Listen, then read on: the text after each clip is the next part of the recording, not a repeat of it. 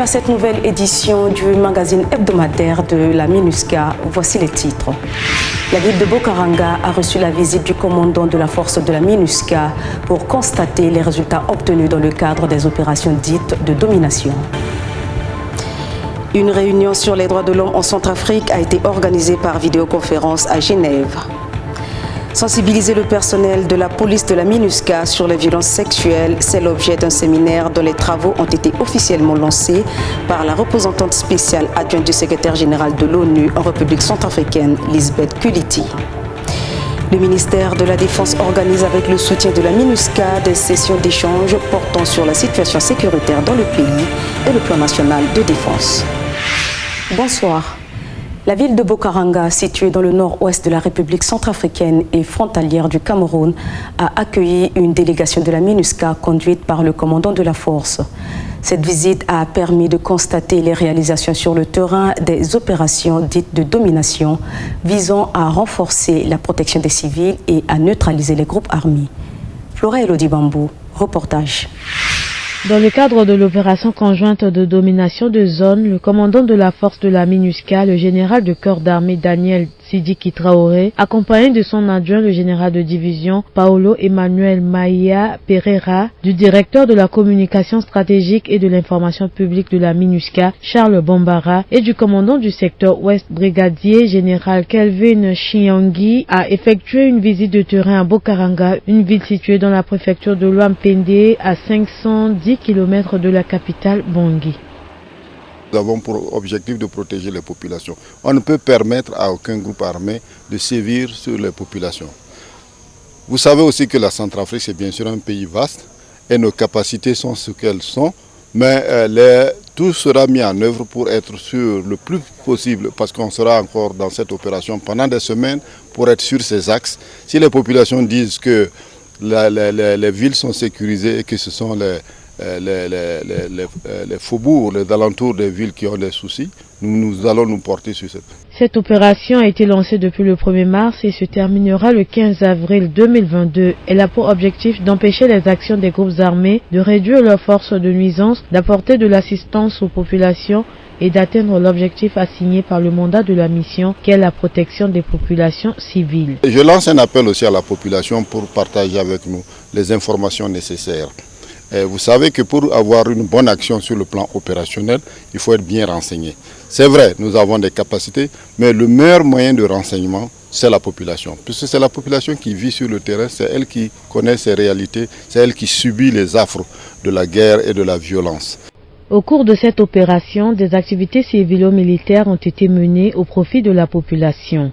À cette occasion, les élèves de l'école primaire de Bokongo et Badok, deux des villages de Bokaranga, ont bénéficié d'un don de jouets et plus de 300 kits scolaires. Ce don a été fait par les casques bleus de la force de réaction rapide portugaise. Ce geste symbolique de la MINUSCA nous satisfait, puisque nos enfants travaillent ici sans crayon, bic et autres, et que si la MINUSCA pense à nous pour devoir distribuer les kits pour nos enfants, c'est un plus. Et donc nous remercions beaucoup à la MINUSCA pour ce geste.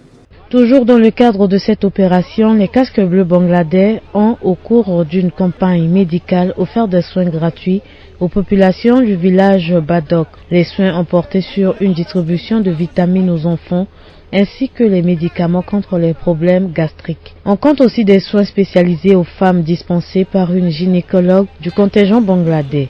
Rodrigue Alayam, l'un des habitants du village, a demandé le soutien de la MINUSCA afin de pallier le manque d'infrastructures sanitaires et d'eau potable. Nous remercions beaucoup nos frères de la MINUSCA qui nous apportent un soutien médical. J'ai été hospitalisé 3 mois à l'hôpital Beninga suite à un accident de moto. Je ne suis pas en santé. Merci pour cet appui médical qui nous a permis d'avoir gratuitement les médicaments. Nous les remercions. Le commandant de la force de la MINUSCA, le général Daniel Sidiki Traoré, a ensuite procédé à une remise d'environ 500 tenues de sport aux élèves du lycée moderne de Bokaranga, don réalisé avec le soutien des casques bleus portugais. Dans son discours, il a tenu à donner quelques conseils aux élèves prisons. Vous êtes l'avenir de la Centrafrique. C'est vous qui allez faire de la Centrafrique ce qu'elle doit être. Je suis certain que vos encadreurs, vos professeurs sont en train de vous donner les bons enseignements. Votre devoir, c'est de bien les écouter, d'être discipliné, de travailler, chacun à être le meilleur. Le lycée moderne de Bokaranga compte à ce jour 2600 élèves pour 260 tables bancs. Le proviseur du dit lycée a saisi l'occasion pour solliciter un appui de la MINUSCA afin d'obtenir d'une part des tables bancs et d'autre part la réhabilitation du terrain de sport. Le lycée de Bokaranga, par ma voix, remercie la MINUSCA d'être là ce midi afin de remettre au lycée un lot constitué de maillots de sport. Nous en sommes très reconnaissants. Nous demandons à la MINUSCA d'en faire davantage. Cette opération de domination de zone du secteur ouest en République centrafricaine baptisée Ziassi Ririni a commandé n'est pas la première du genre. Du 20 décembre 2021 au 30 janvier 2022, la force de la MINUSCA avait lancé la même opération dans le secteur centre, dans la zone de Bambari et à Lindao pour déloger les groupes armés qui y sévissaient. La salle de conférence de la base logistique de la MINUSCA a servi de cadre pour une vidéoconférence organisée depuis Genève sur la situation des droits de l'homme en République centrafricaine. Cette réunion organisée suite à la publication conjointe d'un rapport annuel porte sur les violations répertoriées en République centrafricaine. Elle s'est déroulée en présence de la représentante spéciale adjointe du secrétaire général de l'Union Centrafrique, Lisbeth Kuliti. Plus de détails dans ce reportage de Juvenal Koerepede. Le 30 mars 2022 s'est tenu par vidéoconférence à Genève un dialogue interactif de haut niveau portant sur la situation de la République centrafricaine en matière de droits de l'homme. Cette rencontre a réuni entre autres les membres du gouvernement centrafricain dont le ministre de la Justice, Dr Arnaud Djoubaï Abazen, les membres de la société civile et la MINUSCA, représentés par Lisbeth Kuliti, représentante spéciale adjointe du secrétaire général de l'ONU en République centrafricaine. Durant son intervention, Lisbeth Kuliti a présenté un état des lieux sur la situation qui prévaut au centre et à l'est du pays où de nombreuses violations ont été constatées, notamment des cas de viol sur femmes et filles commis par des groupes armés. Elle a également alerté sur l'utilisation des engins explosifs qui ont causé depuis l'année dernière la mort de 30 civils et fait plus de 60 blessés. Ces atrocités dans la région de l'Est fragilisent la cohésion sociale et la réconciliation et montrent à quel point une communauté peut rapidement être divisée et se tourner l'une contre l'autre. Pour y faire face, la MINUSCA a déployé des missions d'enquête qui travaillent avec l'équipe pays des Nations Unies pour une réponse intégrée et a établi un partenariat avec la plateforme nationale des confessions religieuses afin de rassembler les musulmans, les catholiques et les protestants dans cette région. Ce partenariat permet aux chefs religieux de s'engager auprès des victimes et des populations vulnérables afin de mieux comprendre les causes profondes de la violence et d'élaborer des solutions locales pour les communautés basées sur l'appropriation et l'inclusion.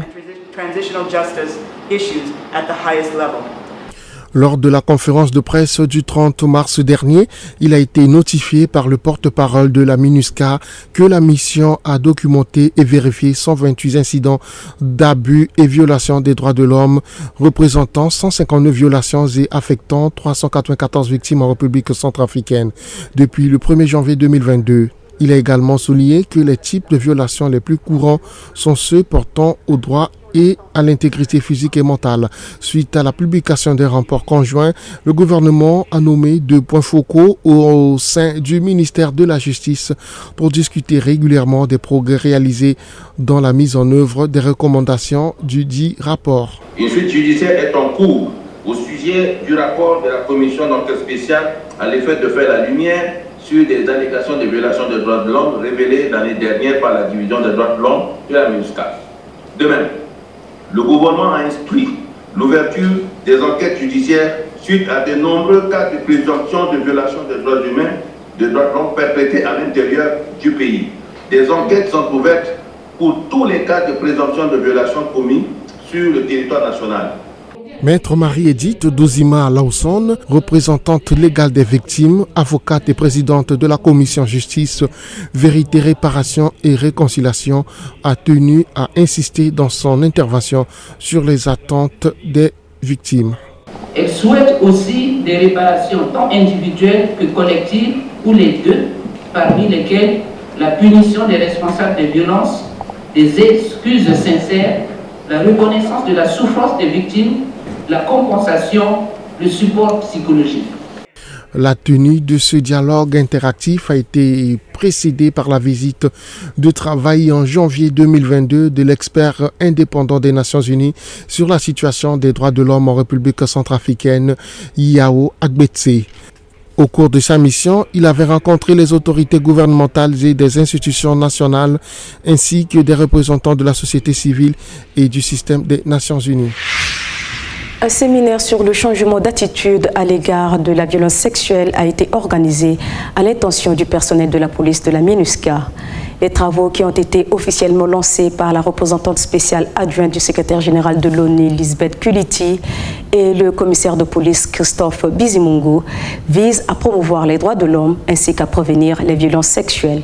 Suivons le reportage de Fanny-Christelle Balekossi. Le 31 mars 2022, des ateliers de formation sur les violences sexuelles à l'intention du personnel de la police de la MINUSCA ont été officiellement lancés par la représentante spéciale adjointe du secrétaire général des Nations Unies, Lisbeth Kuliti, et le chef de la composante police de la mission, le commissaire Christophe Bizimungu, comme présentateur. Cette campagne que nous avons commencé ce matin vise à changer les attitudes, à amener tout le monde qu'il va atteindre, à l'amener à changer l'attitude et à mieux comprendre les violences sexuelles et avoir une connaissance même scientifique des violences sexuelles afin d'être à mesure de mieux contribuer à les combattre, à les prévenir. Ces sessions en collaboration avec ONU Femmes ont pour objectif d'informer et de sensibiliser le personnel en uniforme afin de les outiller de stratégies visant à prévenir les violences sexuelles. Lisbeth Kuliti, représentante spéciale adjointe du secrétaire général des Nations Unies, a pour sa part rappelé à l'assistance l'importance des normes des Nations Unies à observer en matière des violences sexuelles. Il y a des normes que nous devons faire respecter aux Nations Unies et les Nations Unies s'engagent en faveur de l'égalité des sexes et de la lutte contre la violence à l'égard des victimes innocentes et des personnes moins puissantes. À noter que ces ateliers de formation seront également dispensés aux forces de sécurité intérieure ainsi qu'aux juges et procureurs. Des stratégies visant à prévenir les violences sexuelles seront également élaborées en collaboration avec les institutions nationales. Rappelons aussi que la résolution 2605 instruit la MINUSCA de renforcer ses activités de prévention des violences sexuelles, de fonder sur le genre et de lutter contre celles-ci, conformément à la résolution 2467, et de veiller à ce que les risques de violences sexuelles et fondés sur le genre soient pris en compte dans les systèmes de collecte des données, d'analyse des menaces et d'alerte rapide de la mission, en attendant une collaboration éthique avec des survivants et des victimes de ce type de violence, ainsi que des organisations de femmes. Le palais de la CEMAC à Bangui a abrité des assises organisées par le ministère de la Défense avec l'appui de la MINUSCA. Ces sessions d'échange ont porté sur la situation sécuritaire en République centrafricaine et ont eu pour objectif d'identifier des activités de reconstruction pour garantir le retour d'une paix durable en Centrafrique. Plus de détails avec Constantin Josias Ngoutendi. La cérémonie de clôture des premières assises du Conseil supérieur de la condition des militaires a eu lieu le 1er avril au palais de la Communauté économique et monétaire en Afrique centrale CEMAC à Bangui. Ces assises ont été organisées par le ministère de la Défense nationale centrafricaine avec l'appui de la MINUSCA à travers sa section de réforme du secteur de la sécurité et avec EITEM. Était présent à cette cérémonie la chef de la section de réforme du secteur de sécurité, Carole Baudouin, et du directeur de cabinet du ministère de la Défense nationale centrafricaine, le général de brigade Joachim Silla et le général inspecteur des armées, le général Izamo, le ministre conseiller RSS, le général Wayolo, et le commandant de EITEM, général Kabo. La présente cérémonie de clôture constitue la première étape d'un long processus qui aboutira, j'en suis persuadé, à la mise en place d'organismes sociaux et d'un système de protection sociale nécessaire au déploiement définitif des forces armées centrafricaines sur toute l'étendue du territoire. Si nous avions abordé la question des ressources humaines sous tous ses angles, en ce qui concerne particulièrement la gestion des départs à la retraite et des dispositifs de reconversion, le plus grand défi que nous devons relever aujourd'hui est celui de la mise en place de l'armée de garnison. Ces assises ont pour objectif de faire un état de lieu de la situation des militaires et d'identifier les actions de soutien social et opérationnel qui répondent à leurs droits et besoins de façon à ce qu'ils puissent opérer dans des conditions maximales qui leur permettent de contribuer à la reconstruction post-conflit en vue de garantir la paix, la stabilité et le bien-être des populations. D'abord, beaucoup de satisfaction, une très bonne participation, d'excellentes recommandations et surtout sur un dossier qui est plus qu'important, qui est la condition des militaires. On parle beaucoup d'opérations, on parle beaucoup de régiments et on oublie souvent que sous un uniforme, il y a des hommes, il y a leur famille et que ce qui est très important encore une fois, c'est comment donner ou fournir les conditions maximales aux FACA, à leur famille, de façon à ce qu'ils performent sur le terrain. Plusieurs thèmes ont été abordés, entre autres la gestion des ressources humaines, la reconversion des personnels séparés et les mises à la retraite, l'accompagnement social des militaires et de leurs familles, soutien aux malades, aux blessés et aux familles des décédés, les organismes sociaux et des protections sociales spécifiques aux militaires, la mobilité des militaires affectés, déployés et détachés et leur impact sur la vie familiale et professionnelle. Les mesures nouvelles du plan d'amélioration de la condition militaire PACM couvre les domaines de la condition du personnel, de l'action sociale, de la formation professionnelle, du genre, de la réserve militaire et du logement familial. La mise en place de ce PACM a vocation à accroître l'efficacité des militaires et gendarmes au travers d'une nouvelle dynamique conduite par un management stratégique des effectifs, attentif aux besoins du ministère de la Défense nationale et aux aspirations du personnel. Ces assises ont permis aux forces de défense et de sécurité de revoir le projet de plan d'action de la condition militaire en vue d'améliorer les conditions de vie et de travail des militaires centrafricains et de promouvoir la mise en garnison des unités des forces armées centrafricaines. Hanan Talbi, directrice de la division des droits de l'homme de la MINUSCA, était l'invitée de la conférence de presse hebdomadaire de la mission ce mercredi 30 mars. Au cours de cette conférence, elle a évoqué la situation des droits de l'homme en République centrafricaine. Mais avant d'en savoir plus, nous marquons une courte pause. Restez avec nous.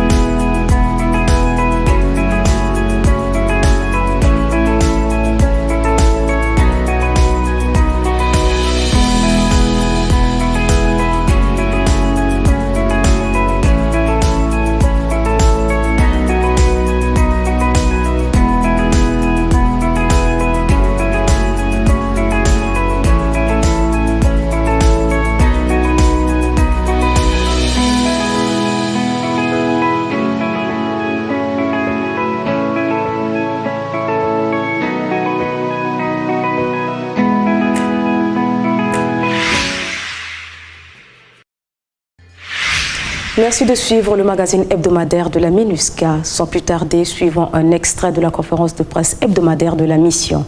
Anan Talbi, directrice de la division des droits de l'homme de la MINUSCA, était l'invitée de cette édition. Vladimir a déjà fait état des chiffres, je ne reviens pas là-dessus. On reste, même si la situation reste stable, on reste quand même très inquiété par rapport à l'évolution particulièrement du nombre de victimes, puisqu'elle continue à augmenter de manière assez progressive. Depuis le début de l'année, c'est plus de 400 personnes qui ont été victimes de violations des droits de l'homme, donc des atteintes à l'intégrité physique, des atteintes à la vie, et puis aussi, et c'est important, des atteintes au droit de circuler, à aller vaquer à ses occupations, à aller dans son champ, à aller gagner de l'argent pour sa famille. Et ce sont aussi des préoccupations qu'on garde en tête. Je pense que ce qui est important également, c'est de comprendre que derrière ces chiffres, ce sont essentiellement des tendances qu'on essaye de développer. Les chiffres ne sont pas des chiffres absolus, ce sont des chiffres qui sont vérifiés et documentés. Comme vous le savez, le Haut Commissariat des Nations Unies aux droits de l'homme ont une méthodologie assez stricte. Et donc, ce n'est pas parce qu'on rapporte ces incidents qu'il n'y a eu que ces incidents. Derrière les chiffres, il y a donc ces tendances qu'on développe, non pas seulement pour informer par rapport aux violations qui sont en cours, mais également pour prévenir de futures violations. Ces chiffres servent à informer, c'est pour ça qu'on les partage ici, mais c'est aussi pour ça qu'on les partage avec les autorités, avec la société civile, informer pour pouvoir résoudre la situation et pouvoir éviter que de nouvelles personnes soient victimes des violations des droits humains. Le centre est évidemment cette semaine au centre de nos préoccupations, mais on reste également inquiet de ce qui se passe dans le reste du pays. Plusieurs investigations des droits de l'homme, donc ça veut dire des enquêtes plus poussées, où on interroge des gens, où on se rend sur place, où on essaie de comprendre le contexte, parce que le contexte est important également, ont eu lieu récemment et continueront à avoir lieu sur les incidents qui ont eu lieu récemment ou moins récemment, puisque comme vous le savez, parfois les questions d'accès sont aussi une complication pour nous. Il n'empêche qu'il est toujours utile, même quelques mois après, de venir documenter ces cas. Comme je l'ai indiqué, elle sert à documenter, à prévenir, à informer les autorités, mais aussi à un moment donné, nous l'espérons, quand le temps sera voulu, permettre aux victimes d'obtenir justice et réparation. Et ces informations servent aux autorités judiciaires, qu'elles soient nationales, mixtes ou internationales. Une chose qui est importante pour la division des droits de l'homme et particulièrement pour le mandat de la MINUSCA, c'est qu'à côté du travail qui est peut-être le travail le plus visible de notre division, qui est la documentation des violations, notre travail de terrain, il y a tout ce travail de promotion des droits de l'homme. Quand j'entends travail de promotion, oui, évidemment, on pense à tout ce qui est activité de formation, mais ce n'est pas tout. Les droits de l'homme nécessitent un cadre institutionnel, un cadre légal national important pour se mettre en conformité avec les obligations internationales que la Centrafrique a décidé de contracter. C'est pour ça que nous avons aujourd'hui également à mes côtés le président de la CNDH-LF qui pourra, en tant que représentant de l'Institution nationale des droits de l'homme, également vous parler de son mandat. Les activités de protection, de promotion visent beaucoup, mais pas seulement le gouvernement, visent aussi essentiellement la société civile, mais aussi avant tout la population, celui qui est détenteur de ce droit. Je reste persuadée que si on n'informe pas la population et si on ne sait pas quels sont nos droits, on ne peut pas non plus aller les revendiquer. Et c'est important que chacun puisse comprendre quelles sont ses possibilités de revendication pacifiques et non violentes, évidemment. Donc, comme je l'ai indiqué, il y a beaucoup de travail de promotion qui est en train d'être fait avec le gouvernement.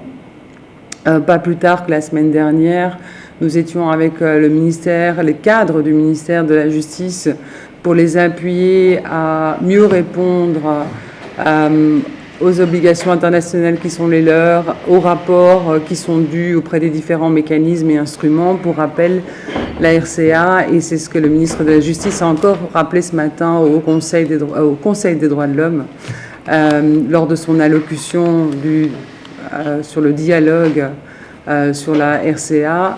La RCA est signataire et a ratifié la plupart des mécanismes et des instruments de droits de l'homme internationaux.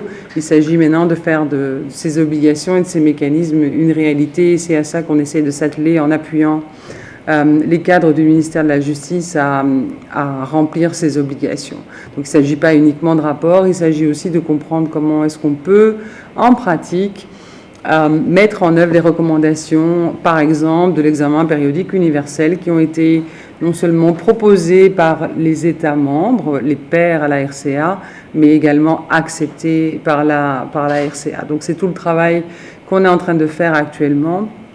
Je voudrais également souligner le fait que, comme vous le savez, on a publié un rapport il y a quelques mois de cela, avec un nombre important de violations qui avaient été commises pendant la période électorale.